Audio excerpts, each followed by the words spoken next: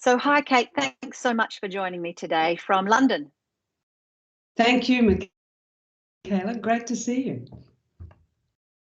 So I want to start this interview, which is for the Future Social Service Institute's newsletter, by acknowledging that I'm meeting on Aboriginal land. I'm on the land of the Wadawurrung people on the Victorian coast, and pay my respect to elders past, present and emerging, and acknowledge that a lot of FSSI's work is about what can we do to address the generational disadvantage that has been, and empower future leaders to support their communities.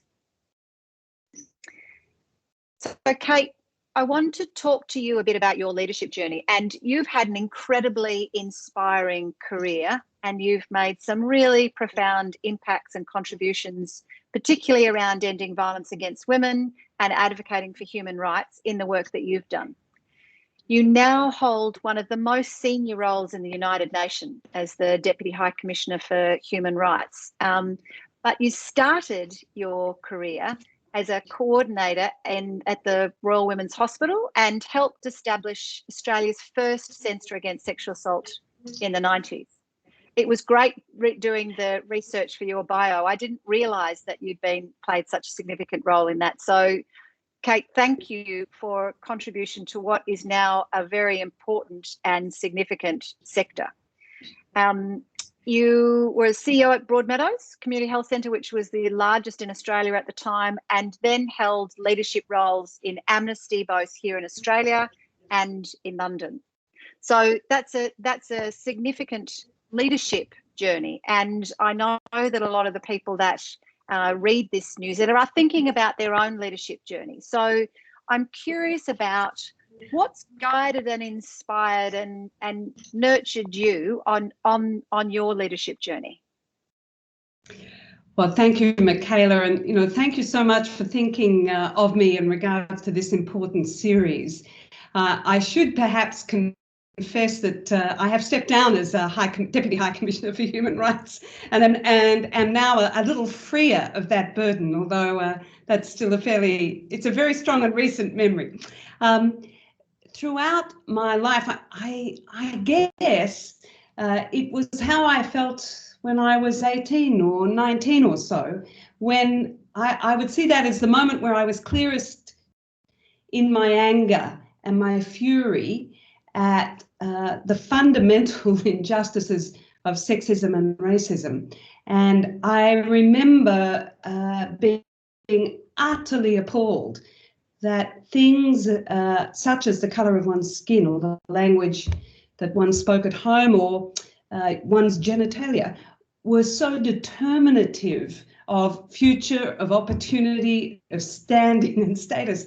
I absolutely, as a young woman, couldn't get my head around it. And I remember being sort of incandescent with rage about it and directing that somewhat inappropriately at my parents, but nonetheless as a fire within. And I am thoroughly and absolutely imperfect, but that's it. I've tried to be answerable to many things, but particularly to that 18-year-old who, in my mind's eye, I try not to make her ashamed. And this has been a journey throughout life to figure out rage as fuel and to keep that burning bright as an honesty point in one's life, but to be smart tactically and strategically about the vehicle that you are and the journey that you take. But fuel is mightily important. It needs to be renewable. And it needs to be directed constructively. But that's how I think of myself being guided, if you like. That's fantastic, Kate, because if you think about the young women that have stepped up in our world lately, and their fire and outrage, and how important that has been. Young people leading climate movement, young people speaking up about racism and disadvantage. That's a really good call out to hold that as a bit of a guiding. And I loved what you said at the beginning, because it opens the door to us understanding that we haven't done intergenerational work properly or well, of the many frontiers ahead of us yet to be breached. I think bridging old people with that youth renewable energy is one of the greatest challenges we've yet to meet, and it cannot involve us who are the unyoung. It can't involve us damping down that rage or insisting upon tidiness and politeness and accepting what is unacceptable. It is in the actions that often we engage in as we professionalize ourselves to sort of smooth out the edges of our rage. That's where often unconscionable, appalling compromise is made. So I think both in policy and practice, but also in theorising, we have to do much more contemplative work about how to get that right. And I think that partnership with young people as leaders and as actors and agents of change is our singular greatest hope, provided we, the non-young, step out of the way and stop our dominating discourse of what they see more purely and more cleanly as outrageous. But when I think about it, I really feel deep in my belly that this is something that we've got to do far better at. Yes, well, that's a very good rallying call. I think you're right about, because you do reflecting back on that, and I agree with the energy that fuels this work is critical, because it's very tiring work over a long period of time to be involved in it, and caring for ourselves and our communities is a really critical thing to also keep in mind, and keeping the fuel up. So my other question to you then is, what are your top tips for leaders during very significant times of transformation and change? Yeah, thank you. I think the first thing is that renewable energy. I think understand your own fragility in this era of massive change, and figure out what it is that you should be doing in a disciplined way to self-sustain, in order that you don't seek sustenance for yourself in ways that are inappropriate, either through asking teams too much of teams, expecting people to adulate you, or other sorts of practices that broadly are self-harming, or at least broadly are undermining of your own well-being, both internally, physically, and in relationship to others. So I do think that we're all very affected, of course, by this extraordinary era of unpredictability and disruptive change, and to be aware of how we're travelling in that, I think is just a primary condition. It may not be the most important thing, but it's an essential condition. My second tip is live in awareness of mission and vision as a leader, rather than detail and the daily contest of operations and the more technical elements of one's work. If you don't really sort of cleave to, like really hold to why you're doing this work and where you want to go, then you will get how we do it and who we are as we do it wrong. And many people in a group where leaders, many others can hold the how and the where and the when. But the leader uniquely, not singularly, but must be at least one person who holds why and what the destination story is, which I would call vision.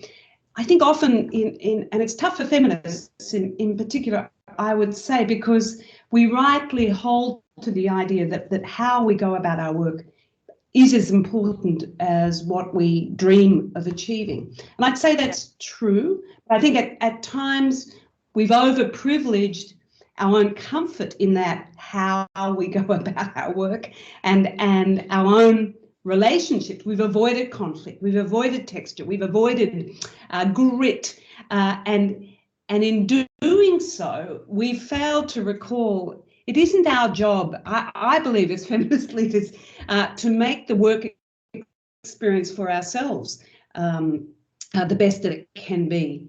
That's not actually our job. Our job is to change the world in terms of gender inequality, oppression and repression.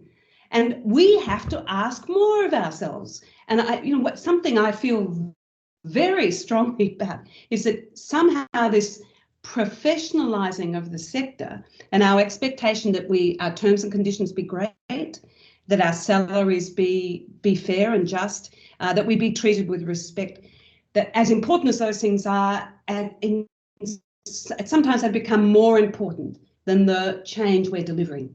And that's not okay. That's really not okay. And it's up to leaders to hold our raison d'etre, the vision and mission, absolutely up to the fore, at risk of staff and colleagues at times feeling that we're seeing things differently. I think as leaders, it is our job to see things differently and to value that and to create the tension of pulling people forward in terms of where we want to go. Look, and my third thing, therefore, in that journey is to brace oneself for being unpopular and to brace oneself for not always being well understood and appreciated. And I think if it doesn't mean that you're insensitive to your impact on others. To the contrary, it means being very tuned in. And it doesn't mean that you don't want to be appreciated. We all do. But at some point, you cannot expect an organisation, particularly constituted in societies as we have them today, societies ridden with inequality, with injustice, with racism and with sexism. You can't look to an organisation to produce a perfect account of who you are or to produce a perfect appreciation of who you are.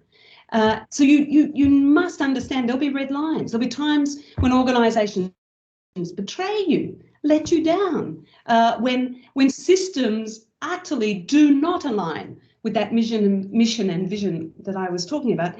And you need to know where the edges of your tolerance for that are and be ready to step over the edge if necessary, rather than stay in organisations and complain and whinge and repeat how miserable and awful you are. It is a given that the organisation will fail you. It's a given because we're part of a system. So if you feel utterly depleted, get out. If you feel utterly undervalued, please leave. If you feel utterly wasted, don't stay there. Get out and move on. And most of us, frankly, in professional terms, have those choices. But when we choose not to exercise that, I frankly feel we're part of the problem. And they're the three things that I would really advocate for greater attention to. They're not necessarily the most important things, but I think they're amongst the most neglected things. Yeah, I absolutely. Thank you very much, Kate. And thank you for your energy. I really, the stepping over the edge, I will remember from this conversation, and the fuel that rage give you. But what the rallying cry for feminist leaders that you've talked about will be very well received, I'm sure. Thank you very much, Kate. Thank you, Micaela. It's been a joy.